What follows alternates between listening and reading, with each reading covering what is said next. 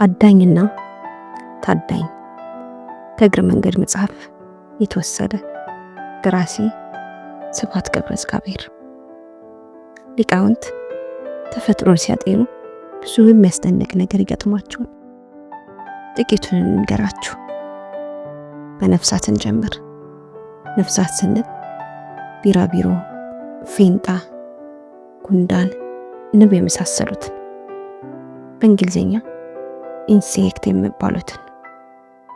የአንድ ነፍሳት ዋና ዕለታዊ ተግባር የወፍ ወይም የሌላ ፍጡር ምሳ ከመሆን ማምለጥና ለራሱ ግን ምሳ ማግኘት ነው። ለዚህም አይነተኛው ብልሃት አካባቢውን መምሰል ነው። ከሩቅ አይን ላለመሳብ በለንደን ከተማ የሚኖር አንድ አይነት ቢራቢሮ አለ። ከ200 እና ከ150 ዓመታት በፊት የዚህ ቢራቢሮ ዘር አባላት አብዛኛዎቹ ነጭ ነበሩ። ከ10 አንድ ጥቁር ቢገኝባቸው ነው። ያን ጊዜ ግን ለንደን በፋብሪካ ጭስ እየጠቆረች ሄደች። ስለዚህ ነጫጮችን ቢራቢሮዎች ወፎች በቀላሉ ያዩዋቸው ጀመር። ዋጥ ስልቅጥ። ጥቋቁሮች ግን አካባቢውን በመምሰላቸው በቀላሉ ስለማይታዩ ያመልጣሉ፣ ይዋለዳሉ፣ ይበዛሉ። አሁን የዛ ቢራቢሮ አይነቶች አብዛኞቹ ጥቋቁር ናቸው። ከ10 አንድ ነጭ ቢገኝባቸው ነው። ነፍሳት ከመበላት የሚያመልጡበት ሌላው ዘዴ ወይስ እድልን በለው ያለመጣፈጥ ነው። አንድ ቀን የቀመሳቸው ወፍ ሁለተኛ ዞር ብሎ አያቸውም፣ ወይም መራራ ናቸው ወይ ቃን ናቸው። አንድ በጣም የሚያስጠላ ነገር አለው። እነዚህ እንግዲህ መደበቅ የለባቸው። እንዲያውም ብዙ ጊዜ በብሩህ ቀለማት ያሸበረቁ ናቸው። አሉ ታዲያ ሌሎች ነፍሳት ልክ የእነዚህን ቀለማት ለብሰው የሚንቆራደዱ። ስጋቸው ግን ይጣፍጣል። ብቻ ወፍ አያውቅም እንጂ ሌባ ሆኖ የፖሊስ መለዮ ለብሶ እንደማምለጥ አይመስልም። ግን መቼም ኑሮ ነውና ታዳኙ ብቻ አይደለም ብልሃተኛ፣ አዳኙም እንጂ። በራሪ ነፍሳት ከአበባ ወደ አበባ እየነጠሩ ጣፋጭ ምግብ ይቀስማሉ። እና አንድ አይነት አበባ አለ፣ ቀለማቱ ከሩቅ የሚጠራ መዓዛው ከሩቅ የሚያስጎመጅ። ነፍሳቱ ጣፋጩን ለመሳብ ወይም ለመቅመስ ወደ አበባ ውስጥ ይገባል። አበባው በድንገት ዝግት ይላል። ለካ የጭራቅ አፍ ኖሯል። ወይኔ ነፍሲቷ ልጅ እበላ ብዬ ተበላው ሊሆን በመጨረሻ ሐሳቡ። የአንድ ነፍሳት ሌላው ዋና ተግባር መውለድ ነው። ዘርቶቱ ለማለፍ ለመውለድ ወንዱ ሴቷን ማግኘት ይኖርበታል። እዚህ ላይ አንዳንዶቹ ወንዶች ነፍሳት ችግር ይገጥማቸዋል። ሴቲቱ በስሪያ ጊዜ ዞር ብላ የመብላት ጠባይ ያላት ክፉ ጠባይ። አቤት ስንቱን ጀግና ነው ዘር ለመተው ሲል ተቦልታ የቀረ።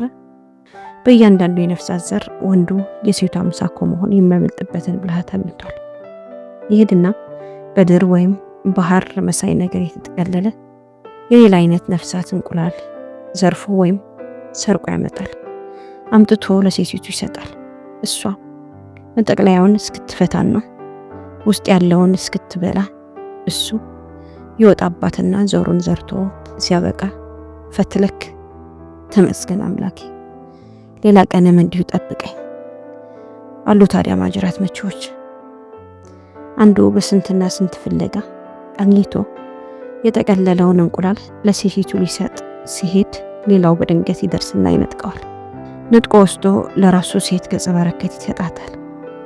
የተነጠቀው እንግዲህ እንደገና ፍለጋ ይገባል። ያለ ገጸ በረከት አይሆንማ። ሆ ትብላኝ ሲል ይሰማቸዋል በሐሳቡ።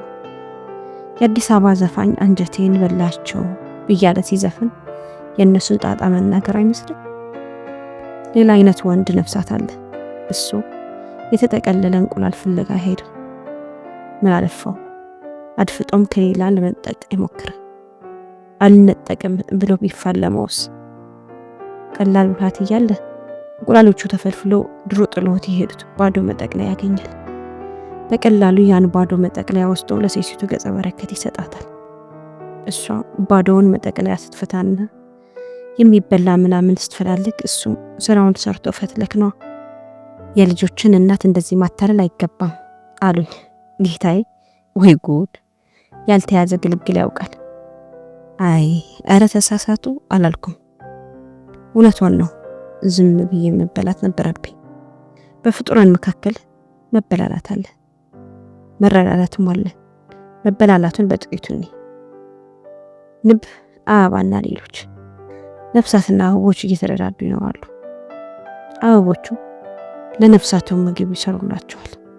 ነፍሳቱ ደግሞ ከአንድ አበባ ወደ ሌላ ሲበሩ የአበባውን ዘር ከወንዴው አበባ አንስተው ወደ ሴቷ አበባ ያደርሱላታል። አንስተዋል እንጂ የአበባው ዘር ተጣብቆባቸው ነው። ይህ በአበቦችና በነፍሳት መካከል የሚደረገው መረዳዳት ጥቀመኝ ልጥቀም ሲሆን ሳለ አንዲት ልዩ ተንኮለኛ አበባ አለች። መመሪያዋ ጥቀመኝ የጠቀምኩ አይምሰልህ ነው። ለነፍሳቱ ምግብ አታዘጋጅ፣ ውሸት ነው የምታዘጋጅላቸው። በቅርጽም በቀለምም ልክ የወንዱ ነፍሳትን ትመስላለች፣ ልክ ቁርጥ። ስለዚህ የዚህ ነፍሳት ተባት አበባውን ይሰራታል። በሱ ቤት እንግዲህ ሴት አግኝቶ ዞሩን መዝራቱ ነው። ከዚህኛው አበባ ተነስቶ ሲሄድ እሷ አስተባት አበባ ናት። የአበባው ዘር ይጣበቅባታል። ቀጥሎ የሚያገኛትን እንስት ነፍሳት የመሰለች አበባ ሴት አበባ ናት። ዞሩን ይዘራባታል ይመስለዋል። እውነቱን ግን የራሱን ዘር አባክኖ የወንድ አበባውን ዘር ተጣብቆበት የነበረውን አቀብሏት በራውን ይቀጥላል። እንግዲህ ጉድ መሰራቱን ለዚህ ወንድ ነፍሳት ብንነግረው ምን ይለን ነበር? እባክዎን እኛ የአበቦችና የሴቶቻችን ልዩነት አናውቅም። እናንተ ናችሁ የምታውቁልን። በሉልን ጎሮት ብዙ ልጆች ወልጃለሁ፣ ከአበባ ነው የወለድኳቸው። ወይ ጉድ! ከባለቤቱ ያወቀ ቡዳ ነው አሉ ብሎን ሲሄድ አበባይቱ ደግሞ እፍር ይሄ ነው የሰባቂ ዋጋ፣ የምን ማቃጠር ነው እሱ ብላ ትወርድብን ነበር። ነፍሳቱ ላያምኑን አበባይቱ እንድትቀየመን ሆነ። ስለዚህ እንተው። እንዲያውም ነፍሳቱንም አበቦቹንም እንተዋቸው። አበቦቹና ንቦች ይተጋገዛሉ እንጂ መተጋገዛቸውን አያውቁም። ጉማሬና ወፊቱ ግን ሳያውቁ አይቀሩም። የእነሱ ግንኙነት ሽርክና ሊቆጠር ይችላል። ጉማሬው አፍ ውስጥ ትናጋው ሮሮው ዘንድ አለቅትና የመሳሰሉ ደመጣጮች ይጣበቁበታል። እኛም አውቀናል፣ ጉድጓድ ምሰናል እያለ በልቡ ከውሃው ወጣ ብሎ ጭቃው ላይ ይበቻቻል። የቺ ሽርካው ወፍ ካጠገቡ አጠፋም። በሱ ጀርባና በዛፎቹ መካከል የተመላለሰች ነው የምትውለው። ጉማሬው አፉን ይከፍታል። አቤት አፉ! ወፊቱ ትገባለች አፉ ውስጥ። አለቅቱንም ሌላውንም ግጥም አድርጋ ትበላለች። ስትጨርስ ትወጣለች። ጉማሬ አፉን ይዘጋል። ጉማሬውም ወፊቱን መገባት፣ ወፊቱም ጉማሬውን አከመችው። ጉማሬው አደጋ ሲመጣበት ታስጠነቅቀዋለች ይላሉ። ይህ ግን የተረጋገጠ አይደለም። የወፊቱና የጉማሬው ሽርክና አይነት በባህር ውስጥም ይገኛል። አንዳንድ አይነት ትላልቅ አሳዎች አፋቸው ውስጥ የሚጣበቁባቸው ጥቃቅን ፍጡራንን ለማስወጣት ትናንሽ አሳዎች ዘንድ ይሄዳሉ። ያው እንደ ጉማሬው አፋቸውን ይከፍታሉ። ትናንሾቹ አሳዎች ገብተው ምሳቸውን በልተው ይወጣሉ። ትንሹ አሳ ጉማሬውን አሳ ፍለጋ ሲሄድ ብዙ አደጋ ሊያጋጥመው ስለሚችል ብዙውን ጊዜ እሱ በአንድ በተወሰነ አካባቢ ይገኛል ወይም በቋሚነቱ ይኖራል። አፋቸውን ለመጣረግ የሚሹ ጉማሬ አሳዎች ይህ ወፍ አሳ የሚገኝበትን ስፍራ ስለሚያውቁ ወደሱ ይመጣሉ። አንዳንዴ 3፣ 4፣ 5 የጉማሬ አሳዎች ወረፋ የሚጠብቁበት ጊዜ አለ። የፀጉር አስተካካይ ቤት ወይም የውበት ሳሎን ውስጥ እኛ ወረፋ የምንጠብቀው አይነት። ጉማሬ አሳዎች ወፍ አሳዎችን ለይተው የሚያውቋቸው ሰው ሲያያቸው ነው። የአካላቸው እንቅስቃሴ ያስታውቃል። በዚያ አወኛኘት ጠጋ ሲሏቸው ጉማሬ አሳዎች መዝናናት አፋቸውን መክፈት ነው። ግን አሉ ሌሎች ብልጦች። የአካላቸውን መጠን ወፍ አሳውን ያክላል። የዋና ስልታቸውን ልክ እንደነሱ አድርገው ጠጋ ማለት ነው። ጉማሬ አሳዎች መዝናናት ተዝናንተው ሳለ ታዲያ ወፍ አሳው ለካስ መሳይ ኑሮ በጨብቅ ያደርጋቸውና አንድ ጉርሻ ሙሉ ስጋቸውን ሞጭልፎ እምብስ። ለዚህ ነው በየቦታው አፋቸውን ከመክፈት ደንበኞቻቸው ዘንድ ሄዶ ወረፋ ቢኖርም ተራቸውን የሚጠብቁት። ሳይንቲስቶቹ ተፈጥሮን ሲመረምሩ ብዙ አስደናቂ ነገር ያጋጥማቸዋል። ለአሁኑ ይህ ይበቃል። 1987 ዓ.ም የተጻፈ